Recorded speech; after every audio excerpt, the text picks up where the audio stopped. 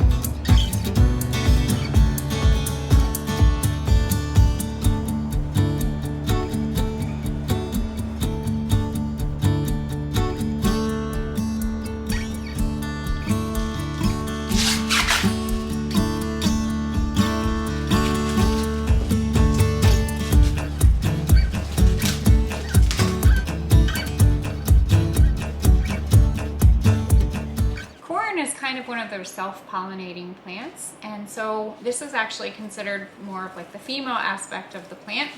And if you can see all the silk here in the top, basically when a corn stalk grows, up on top you'll see the male aspect of the plant where the pollen that kind of flows in the wind and then eventually drops down onto the corn, and that is basically how the corn actually grows. It then pollinates itself. It's self-pollinating. Now our bees do tend to pay some attention to the corn, but they don't actually need necessarily the bees for them to be able to produce corn. So I'm going through and I'm harvesting some of the corn that we'll be preserving later, but this is actually considered herbal medicine. So I actually use corn silk as a tincture, and it's really good to have. And why not harvest it and do something with this, which would essentially be considered waste if you were pulling all of this corn, shucking it, starting to can it, starting to prepare it. But a lot of people don't realize that corn silk actually has medicinal properties. The scientific name for corn silk is Z's maize, which I'll put that down below. And what I'm doing is just going ahead and shucking it. I've got my corn in the colander and I have a bowl up here because whatever I don't use, this won't go to waste. We can either compost it or feed it back to our animals. I can tell you right now, our pigs absolutely love the husks from the corn, as well as the cows. I didn't catch this on video, but when I was picking the corn, one of our baby cows thought it would be a really good idea to put his head through the fence. He grabbed an ear, and yes, he pretty much ate it. You want to get the really nice, silky white corn silk right here. The stuff that's at the top, that's not necessarily bad, but I kind of want it to be nice and clean. It's gonna look beautiful in a tincture. Now when it comes to corn silk, there's a few different ways that you can actually use it. This is dried corn silk. I would use this in a tea, for an infusion, something that you wanna drink. But for fresh corn silk, we were always taught that fresh is best. And this is what I would use for my tincture. So I have my empty mason jar here, and for fresh corn silk, I will tell you, there are a few different formulas that you could actually use. You could do a 1:5 ratio with 25% alcohol. I actually use a 1:2 ratio with 50% alcohol, which is 100 proof. What I'm gonna do is chop this up, fill my jar, not gonna pack it up too far, and then pour my alcohol in it. I do think that corn silk is probably one of the most underappreciated medicinal plant products that you can easily come by, whether you grow yourself or you go to your local farmer's market and purchase some yourself. This could be used for so many things, and I personally have experience using it. This is one of the reasons why that I always have a tincture of corn silk ready for me to use it, as well as having an option for dry. The part that we're using of corn silk is the stigma, which is the female flower. Some of the medicinal properties that corn silk offers are, it is a diuretic. It's also considered an anti-inflammatory. It's a demulcent, and it is considered a tonic for your overall bladder health.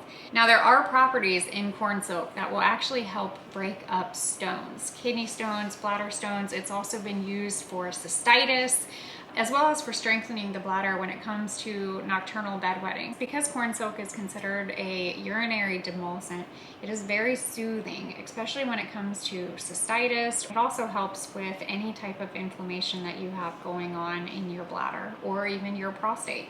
I only cooked about 7 ears of corn, and I was able to fill a nice quart-sized jar. I mainly just want to make sure that the corn silk is all the way covered with a 50% alcohol, which is 100 proof, and I am using a vodka. Made sure all of the corn silk is completely covered. I'm going to label this with the date and the alcohol proof that I'm using, which is the menstruum, to cover our corn silk all the way. And we're going to store this in a cool, dark place for roughly 30 days, maybe a little bit longer. And every day I'm going to come back through here and I'm going to check it and shake it just like this. And in 30 days time, I'm going to press it out, store it in an amber colored bottle, and be able to use it to help support my own personal bladder health, as well as anybody in my family that might be struggling with kidney stones or cystitis. Now, for dosing, after this is done, you want to do about 5 to 10 milliliters up to 3 times a day if this is a tincture form. Now, if you're using dried corn silk to make an infusion, your dose would be 2 to 4 teaspoons of dried corn silk to 1 cup of water. Let it steep for about 10 to 15 minutes, and you're going to want to drink it up to 3 times a day.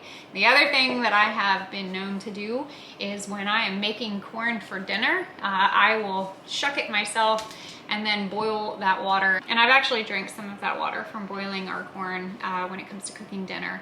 Now, that you can put in the refrigerator for just a short period of time if you have an abundance of it.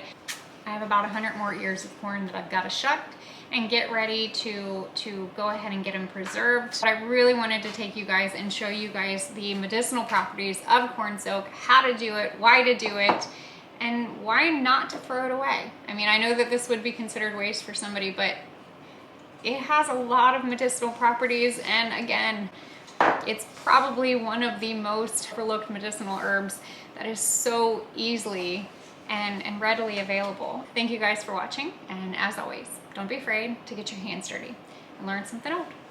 Bye guys.